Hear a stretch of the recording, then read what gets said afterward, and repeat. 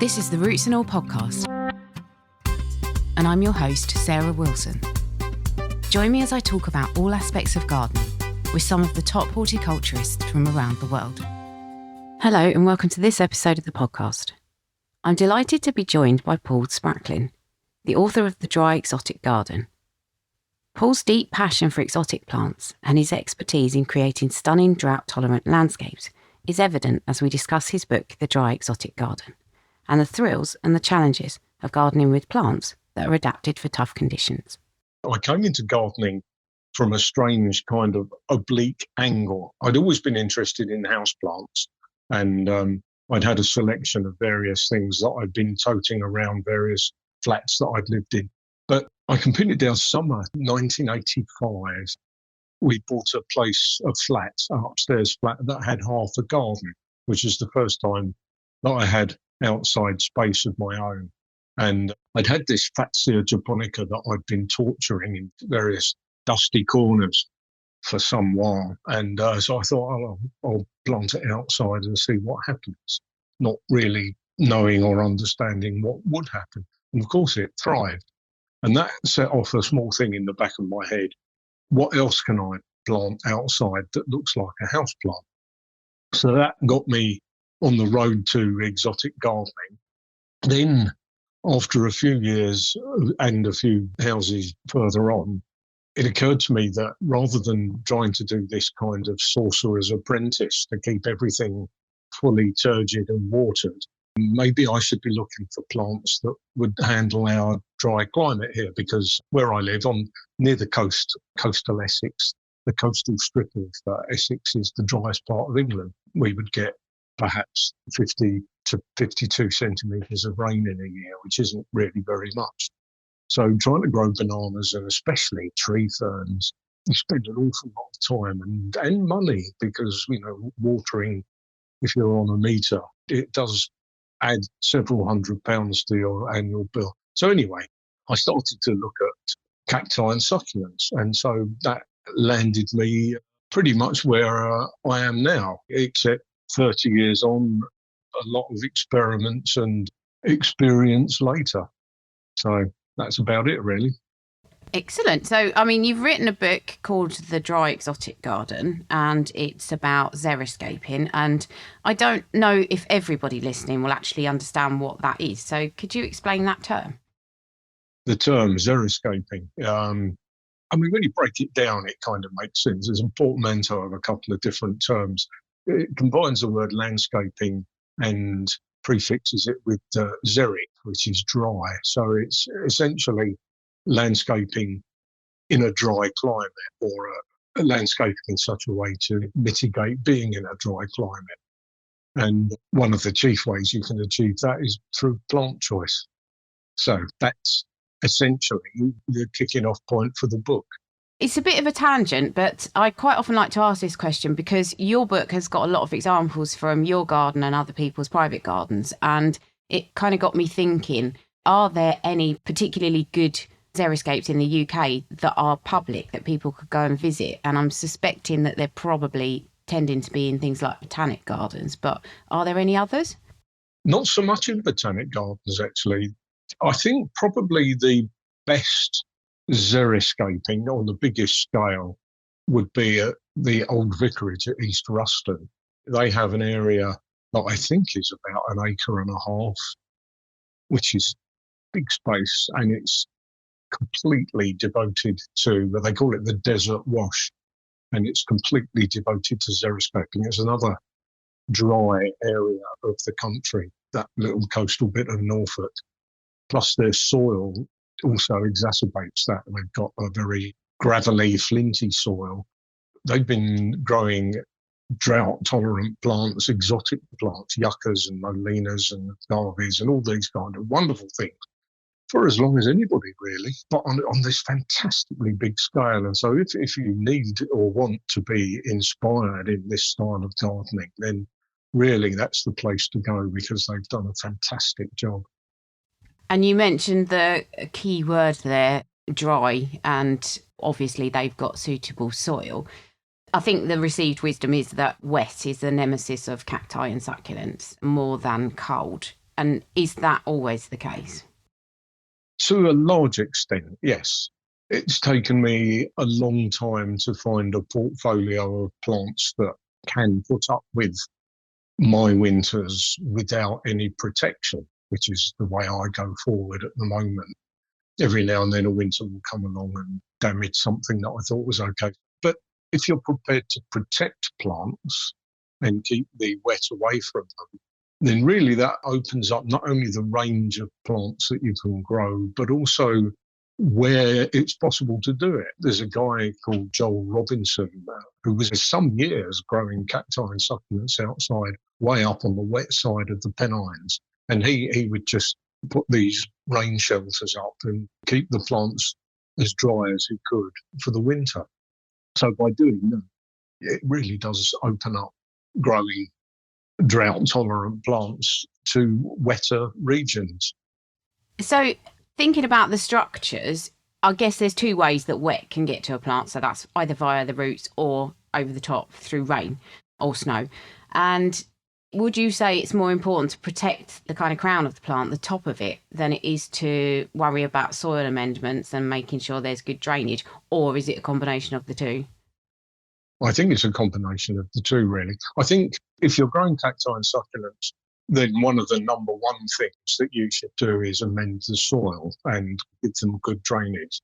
Because even the range of plants that I grow, which I don't protect too much, they need reasonable drainage. If a succulent plant sits with its roots in wet soil all the way through the winter, then it's not going to be very happy at best. And at worst, you're going to lose it. So I think amending the soil so that it drains is a key thing.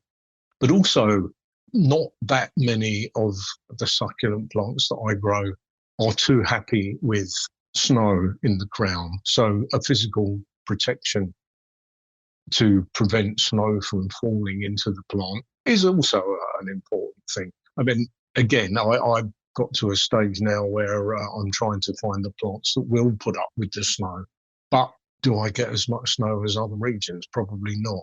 So they're both important, being dry at the roots and also being covered over to sort of physically cover the plant. Both important if you're looking to grow things in wetter areas. You've got some examples of overwintering plants and the various structures that you have built around them and other people. And sometimes they're weird and wacky, and sometimes they're actually quite architectural and beautiful. But I'm thinking about, obviously, we are now in winter in the UK. What does the garden look like over the winter, generally in an exotic garden? Does it look like a kind of strange building site, or can they still look quite beautiful over winter? Oh, I think that's entirely down to the creativity and skills of the individual gardeners. Some of them can look quite nice, as you say. Some of them look quite shoddy, as long as they work. And if you're prepared to look at it, I have a sort of an island bed immediately behind the back of my house, which is the main view when I sit in my kitchen having my breakfast and lunch. That's the view that I have. And I used to put a polytunnel over it. And I don't anymore because I got sick to death of looking at the polytunnel every time I was having my breakfast. I wanted to look at my garden. So that was an individual choice for me. But some people are quite happy to do that if it means that they can grow a particular plant that they want to try.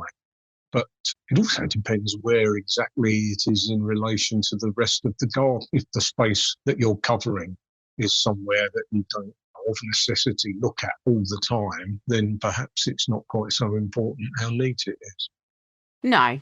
So I have killed my fair share of cacti and succulents over the years. In fact, probably more than my fair share, actually, now I reflect on it. But what would you say are good beginners plants that are fairly easy? I mean, I think we all get bowled over by the beauty of these plants and we think, yes, I must have that, I must have that. Or maybe that's just me being greedy. But if you could say to people, OK, start here. These are simple to look after. They're relatively reliable. What would your choices be? This is for planting out in the garden, yes? Yes, yes. Well, the sort of number one group of plants for structure would be yuccas because they're much more tolerant of what goes on at the roots. But to give an example of a yucca, my favourite yucca of all would have to be Yucca linearifolia.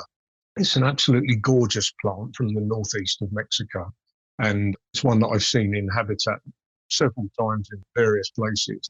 And it always seems to grow on the north side of the ridge of the mountain or on the shady side of a canyon. So it's a plant that doesn't demand being out in the open, hot sunshine like some succulent plants.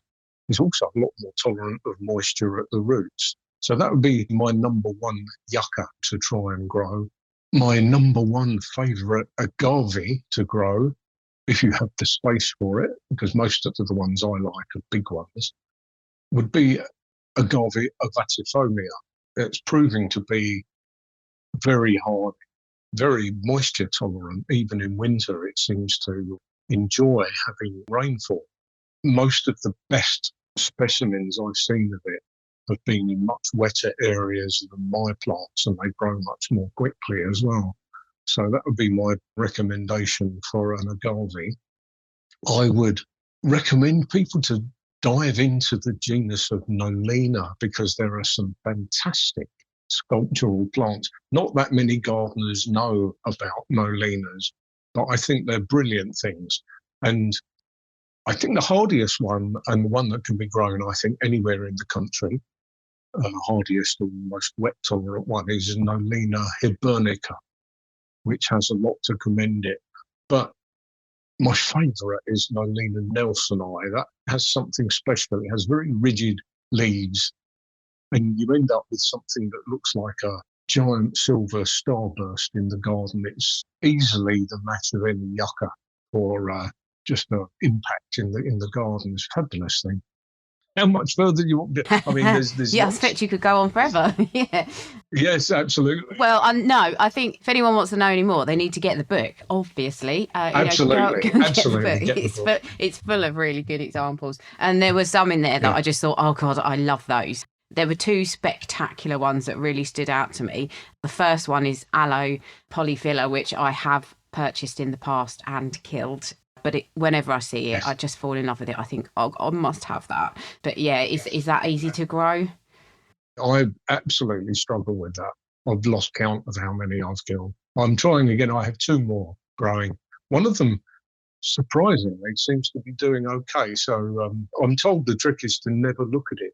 So I've planted it in a part of the garden that I don't get to very often.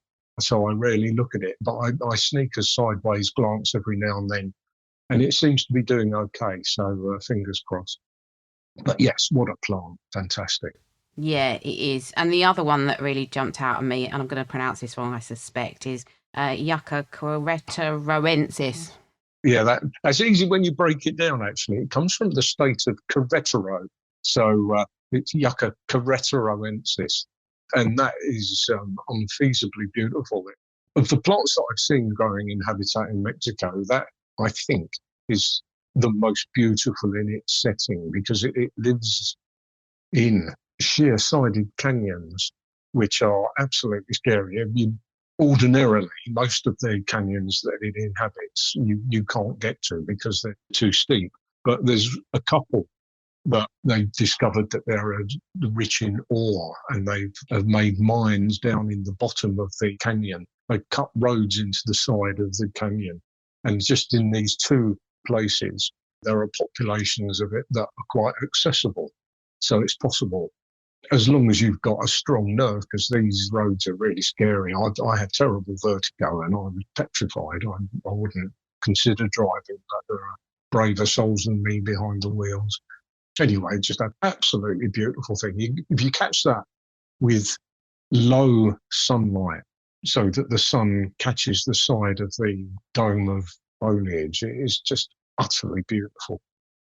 And when I saw them in your book as well, there were a lot of ones where you gave examples and you photographed them and you said, this is a really good example of this plant growing in this country. And I get the impression that actually it's quite rare to grow something to its full potential over here. You have to put in a lot of work. Does that mean there's a lot of disappointment involved in this, if you can't get it to look as spectacular as it would in its kind of native habitat?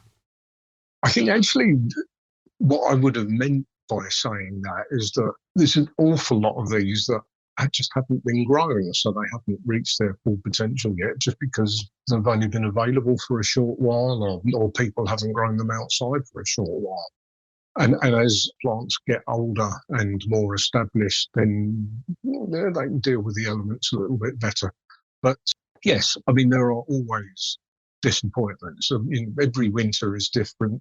Every year, something strange will come along and plants will disappoint. But plants will also delight as well. You really rejoice about those, and they're really good ones. And the key, I think, is to keep the sense of adventure and don't get disheartened by losses. Just, as I think I say in the book, just think about what happened. Do I want to try this plant again?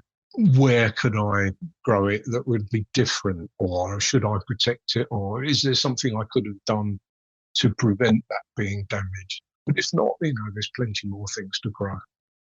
I think it's an exercise in patience and perseverance. But also, when I was reading through the book, I realised that you've had a number of tussles with these plants, and I thought it's probably also an exercise in bravery and maybe caution, because they can injure you, can't they? Oh, absolutely. I've scars and fresh scratches on my forearms, hands, normally got a spine or 3 embedded in my skin somewhere. Yeah, so you have to be careful. You sort of gradually work out a way how to move these things without ending up in the A&E. But I don't know why that appeals. I don't think it is a macho male thing, because there's an awful lot of xeric gardeners that are friends of mine that are females. So I don't think it is predominantly a male thing. It's, you're not taming the beast. It's, I don't know what it is, just form and structure and the beauty of that, really. But yes, they can be quite dangerous. They're dangerous in the wild to wildlife, and they're fully armoured. What would you say is the most tricky plant that you deal with in that respect, that you have to be very, very careful around? It's probably the ones that don't look so bad. The one that causes me the most pain when I'm careless around it, there's a plant in there. I can't remember what genus I kept it in for the book. It's Trichocereus chicondantii, but it could have been Echinopsis chicondantii. Anyway, it's one that is on the front cover.